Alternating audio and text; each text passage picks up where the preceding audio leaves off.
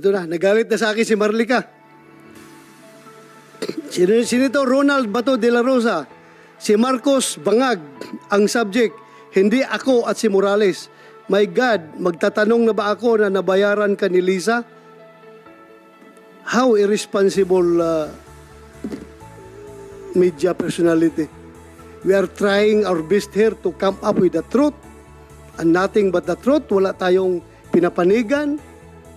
Ngayon, pati ako, tinitira na ni Marlica. Marlica, punta ka dito para pakinggan ka namin. Hindi yung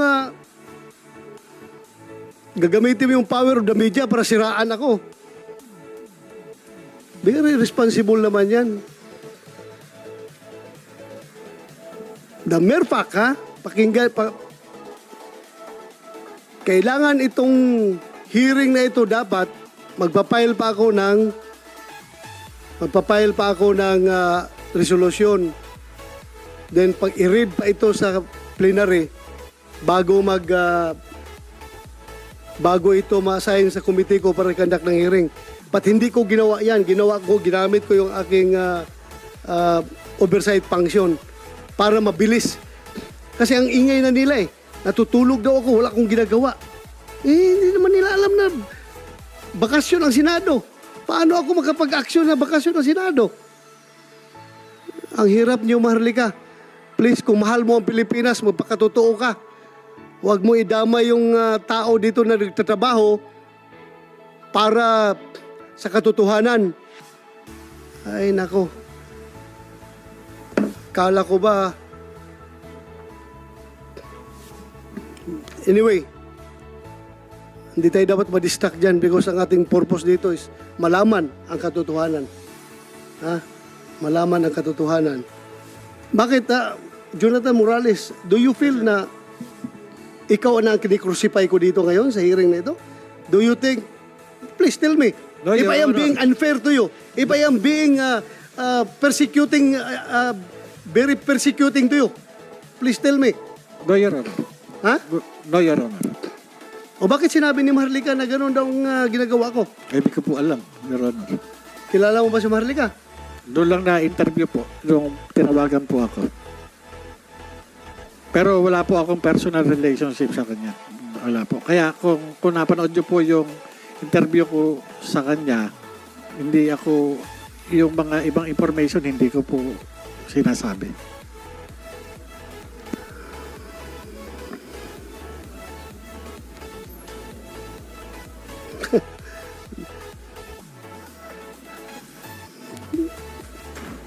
Marlica, tingnan mo.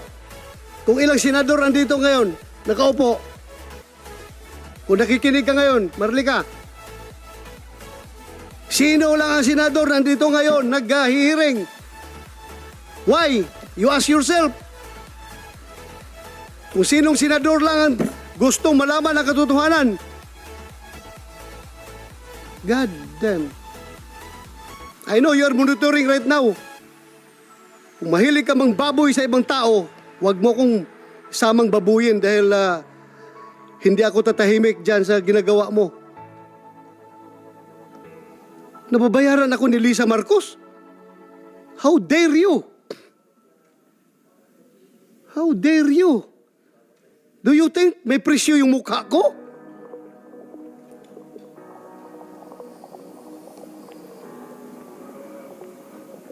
Itong hirap nitong social media ba? Anybody can just castigate anybody without unfairly. Pati tayo, dinadamay ito. Kung gusto kong pagtakpan si Presidente Marcos, dapat hindi na ako nag-hearing dito, Marlica. Ha? Hindi na ako nag-hearing dito. Kung gusto mong nabayaran ako ni First Lady, wala na. Hindi ko na ito kinandak ng hearing. But my God, we are talking about the future of the Philippines. Future ng Filipino people. Drugs ito. Kaya ako nag-hearing. At huwag mo akong i-accuse ng mga ganun. God damn. My God.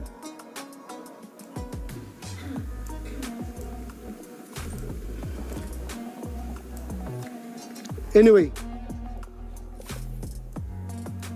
I don't care about your impression.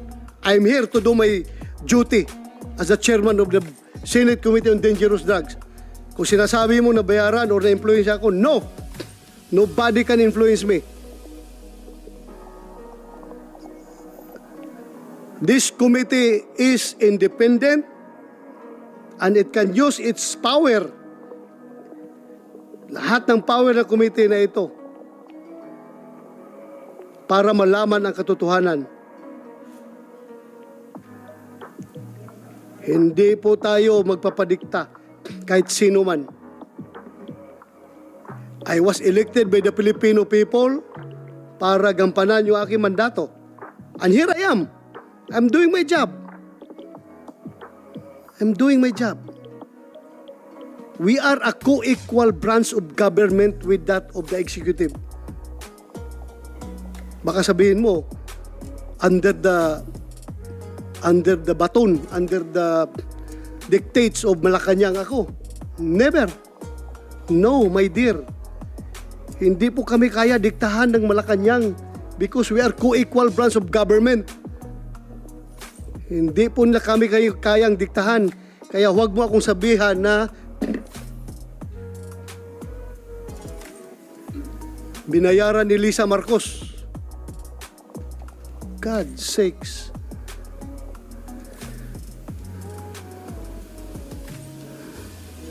Hindi mo lang alam kung ilang gira dinaanan ko. Wala po akong inatras ang gira. Hindi po ako umatras sa laban.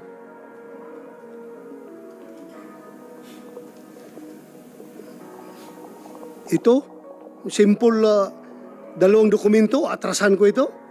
Ano ka? Hello?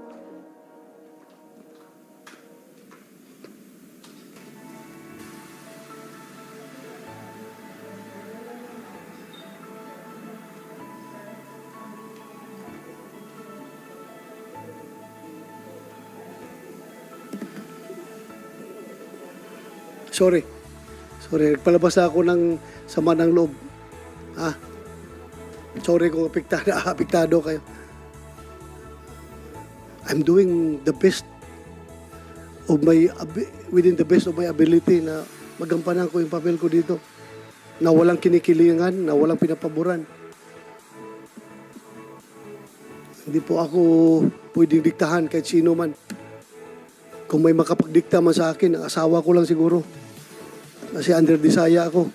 Pero yung ibang tao dyan, never ako magpadikta. It's very unfair. Kinabukasan ng Pilipinas sa pinag-usapan natin dito, ha. Kaya, dapat walang personalan.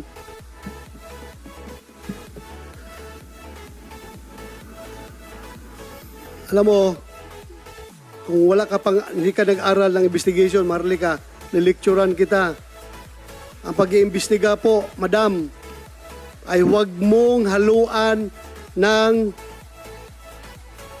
feelings. Huwag mong haluan ng emosyon. You stick with the facts. Kaya itong mga facts natin ngayon ginagather. Hindi tayo pwede magpalabas ng emosyon dito na kumakampi ka kanino at pinapaboran mo si ganito. Hindi po. Failure ang investigation mo dyan kapag haluan mo ng emosyon. Failure. Walang pupuntahan ang investigasyon mo. Kaya facts ang hinahanap natin dito. Galit ka pala kung tinatanggap ko yung facts na binibigay ng PDEA sa akin. Gusto mo lang yung facts ni Jonathan Jonathan Morales lang tatanggapin ko. So anong klase investigasyon yan? One-sided.